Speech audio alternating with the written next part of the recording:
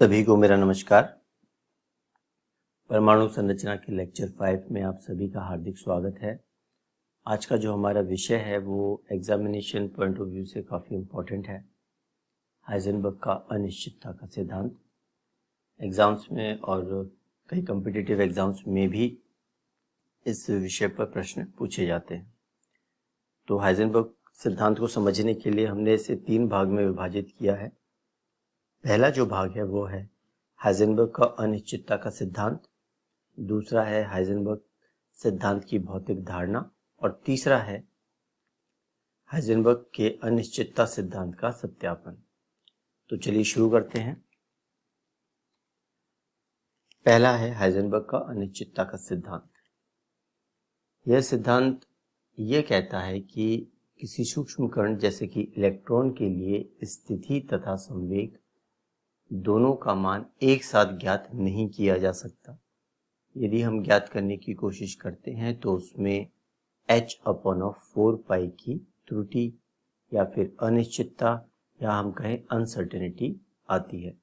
तो इस सिद्धांत के अनुसार सूक्ष्म कण जैसे कि इलेक्ट्रॉन के लिए स्थिति और संवेग को एक साथ ज्ञात नहीं किया जा सकता। यदि हम करेंगे तो h/4 पाई की अनिश्चितता आती है। तो हाइजेनबर्ग ने जो अपना फॉर्मूला दिया वो फॉर्मूला दिया डेल x ये स्थिति में अनिश्चितता है इनटू डेल p यह संवेग में अनिश्चितता है और यह h/4 पाई के बराबर या उससे ज्यादा हो सकती है। ये इन्होंने अपना फॉर्मूला दिया।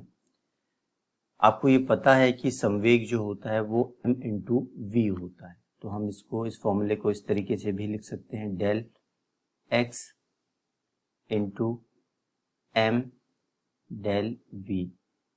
देखिए डेल v लिखा है कि वेग में परिवर्तन हो सकता है, लेकिन इलेक्ट्रॉन की बात कहें तो इलेक्ट्रॉन का द्रव्यमान तो स्थिर है, तो वो m के रूप में ही रहेगा।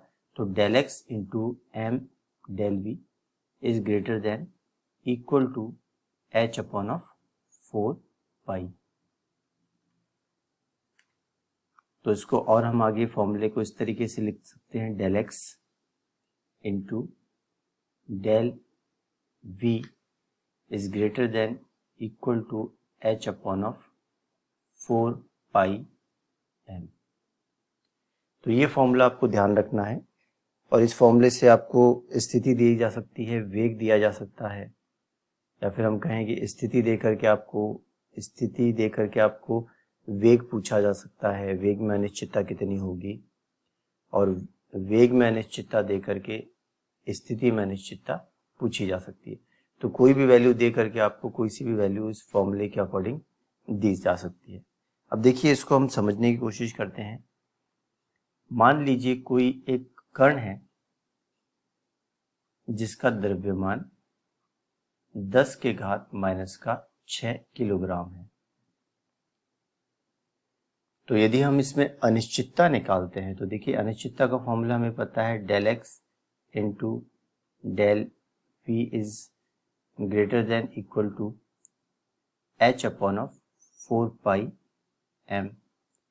यदि हम इसको सॉल्व करें, h का मान आपको पता है, ये प्लांक स्थिरांक है 4 पाई और m, और m यहाँ पे हमारे को दे रखा है 10 की घात -6। तो इसको सॉल्व करने पर इसका जो मान आता है वो आता है 10 के घात -28 मीटर स्क्वायर सेकेंड इनवर्स। अब आप देखें कि ये जो मान है ये बहुत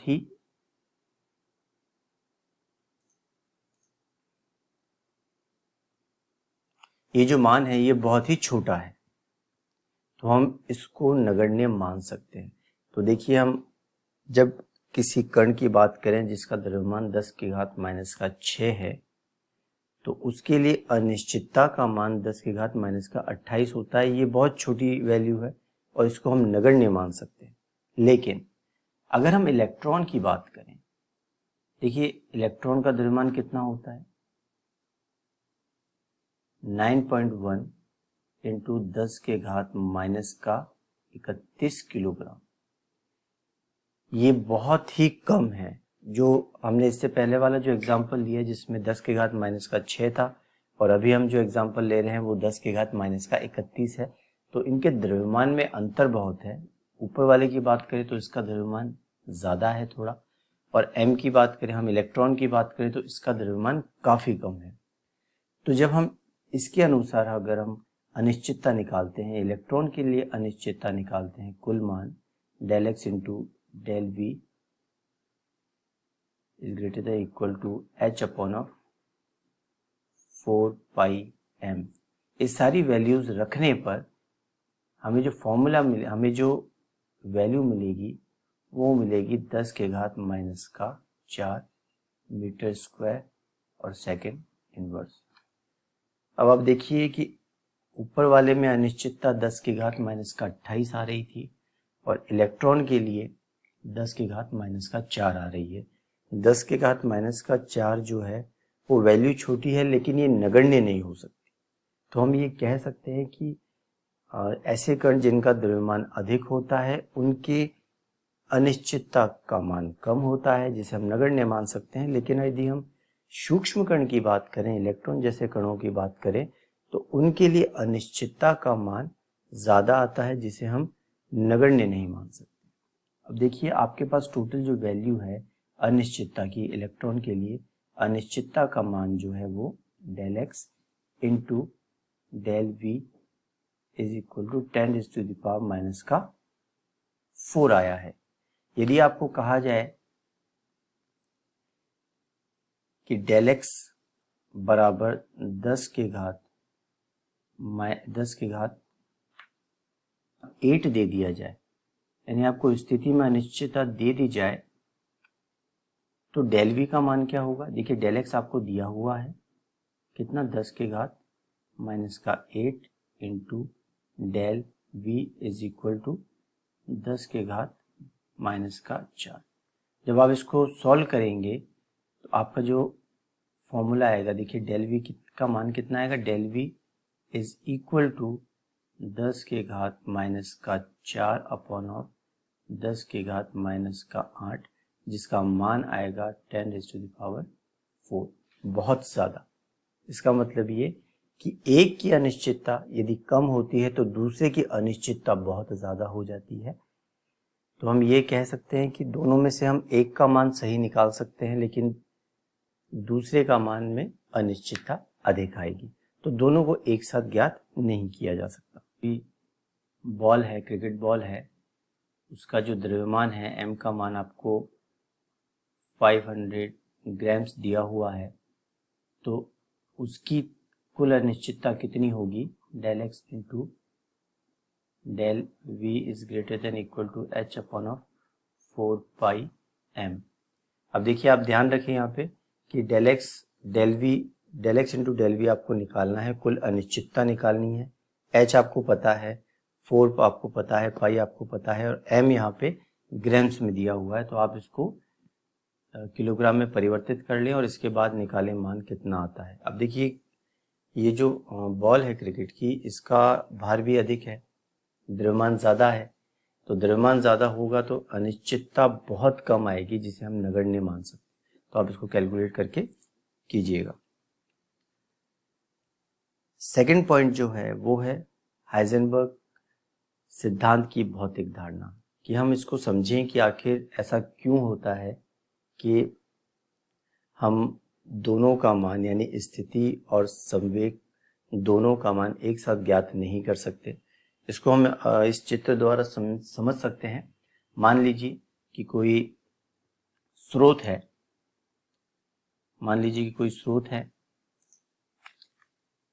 S, जहां से कोई फोटोन निकलता है, आपतित फोटोन है। आपतित फोटोन आ करके इस इलेक्ट्रॉन से टकराता है। ये जो प्लस बना रखा है ये नाभिक है, और ये इलेक्ट्रॉन इस नाभिक के चारों ओर चक्कर लगा रहा है। जब किसी स्रोत से S से आपतित फोटोन आकर के किसी इलेक्ट्रॉन से टकराता है, और इलेक्ट्रॉन से टकराने के बाद परावर्तित होकर सूक्ष्मदर्शी में जाता है तो सूक्ष्मदर्शी से हम इलेक्ट्रॉन की स्थिति पता कर सकते हैं। देखिए, आप स्रोत S से आपतित फोटोन आकर के किसी इलेक्ट्रॉन से टकराया और टकरा करके जब सूक्ष्मदर्शी में दिखाई देगा, वो फोटोन जब दिखाई देगा तो उस फोटोन से उस इलेक्ट्रॉन की स्थिति को पता लगाया जा सकता है। अब आप इसमें ये देखें, इसमें जो समझने वाली बात है वो ये है कि यदि आपको इलेक्ट्रॉन की सही स्थिति का पता लगाना है तो ये जो आपतित फोटोन है उसकी तरंगदैर्ध्य का मान यानी लैम्डा का मान आपको बहुत कम लेना पड़ेगा। समझिए अच्छे से कि स्रोत S से जो आपतित फोटोन है वो आकर के जब इलेक्ट्रॉन से टकराएगा और फोटोन जाकर के जब सूक्ष्मदर्शी में जाएगा या फिर माइक्रोस्कोप में जाएगा, उसी से हमें इलेक्ट्रॉन की स्थिति पता पड़ेगी। यदि आपको इलेक्ट्रॉन की सही स्थिति का ज्ञात करना है तो आपको लैम्डा का मान बहुत कम लेना पड़ेगा। जो आपतित फोटोन है उसकी तरंगदैर्ध्य का मान बहुत कम लेना पड़ेगा। लेकिन आपको ये भी पता है कि जब हमने प्लांक का जो फॉर्मूला पढ़ा था वो E = hc/λ पढ़ा था, अर्थात E जो है वो तरंगदैर्ध्य के व्युत्क्रमानुपाती होता है। अर्थात ये कि तरंगदैर्ध्य का मान यदि कम होगा तो उसकी ऊर्जा बहुत ज़्यादा होगी। जब ऊर्जा ज़्यादा होगी तो आकर के जब वो इलेक्ट्रॉन से टकराएगा तो भले ही उसकी स्थिति तो सही पता पड़ जाएगी, लेकिन संवेग में परिवर्तन, उसके वेग में परिवर्तन, संवेग में परिवर्तन बहुत ज़्यादा हो जाएगा। तो उस ज़्यादा होने की वजह से हम स्थिति तो सही ज्ञात कर लेंगे, लेकिन उसके संवेग में परिवर्तन इतना ज़्यादा हो जाएगा कि उसका सही मान हम ज्ञात नहीं कर पाएंगे। और यदि आपको संवेग का मान सही ज्ञात करना है तो आपको तरंगदैर्ध्य का मान अधिक लेना पड़ेगा, और यदि आप तरंगदैर्ध्य का मान अधिक ले लेंगे तो आप संवेग तो सही ज्ञात कर सकते हैं, लेकिन फिर आप स्थिति सही ज्ञात नहीं कर पाएंगे।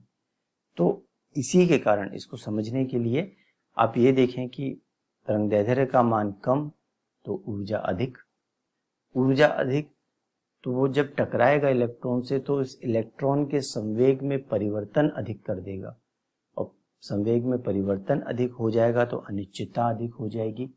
तो हम कम तरंगदैर्ध्य लेके इलेक्ट्रॉन की स्थिति तो सही ज्ञात कर सकते हैं, लेकिन उसका संवेग सही ज्ञात नहीं कर सकते। और इसी के विपरीत यदि हमें संवेग सही ज्ञात करना है तो हमें तरंगदैर्ध्य का मान ज़्यादा लेना पड़ेगा, और ज़्यादा लेने पर आपका संवेग तो सही ज्ञात हो जाएगा लेकिन स्थिति सही ज्ञात नहीं होगी। तो हाइजेनबर्ग का सिद्धांत जो है अनिश्चितता का, उसको समझने के लिए ये जो चित्र हमने बनाया था उसे आप अच्छे से देखें, समझें, तो आपको सारी स्थिति समझ में आ जाएगी। और यहीं से एक बात इम्पोर्टेंट, जो महत्वपूर्ण बात निकल के आती है वो यही है कि जब हम नाभिक के चारों ओर घूमने वाले इलेक्ट्रॉन की सही स्थिति या संवेग बता ही नहीं सकते, कैलकुलेट कर ही नहीं सकते एक साथ, तो बोर ने कैसे कह दिया था कि नाभिक के चारों ओर इलेक्ट्रॉन स्थायी अवस्थाओं में ऊर्जा स्तरों में, निश्चित ऊर्जा स्तरों में घूमता है। जब हम ये बता ही नहीं सकते कि इलेक्ट्रॉन की स्थिति और संवेग हम एक साथ ज्ञात नहीं कर सकते, तो बोर ने जो कहा था वो सिद्धांत गलत हुआ। और यहीं से एक इम्पोर्टेंट बात निकल के आती है कि हम नाभिक के चारों ओर इलेक्ट्रॉन के पाए जाने की प्रायिकता की बात करते हैं। यहीं से कक्षक ऑर्बिटल की डेफिनेशन निकल के आती है कि नाभिक के चारों ओर वह जगह जहां इलेक्ट्रॉन के पाए जाने की संभावना अधिक होती है उसे हम ऑर्बिटल कहते हैं, कक्षक कहते हैं। और नाभिक के चारों ओर वह जगह जहां इलेक्ट्रॉन के पाए जाने की संभावना बहुत कम होती है उसे हम नोड कहते हैं। यानी इस सिद्धांत से ये निकल के आया कि किसी कण के कहीं होने की हम प्रायिकता की बात कर सकते हैं, सूक्ष्म कण की, किसी के कहीं जगह पर होने की हम प्रायिकता की बात कर सकते हैं, हम निश्चित नहीं बता सकते। और इसी की वजह से बोर का सिद्धांत और हाइजेनबर्ग का सिद्धांत जो है वो एक दूसरे के विपरीत थे। और आईएएस मेंस में ये प्रश्न पूछा गया था कि हाइजेनबर्ग का सिद्धांत बोर के सिद्धांत से बेहतर क्यों है, समझाइए। तो चलिए आज का जो हमारा टॉपिक है हम यहीं को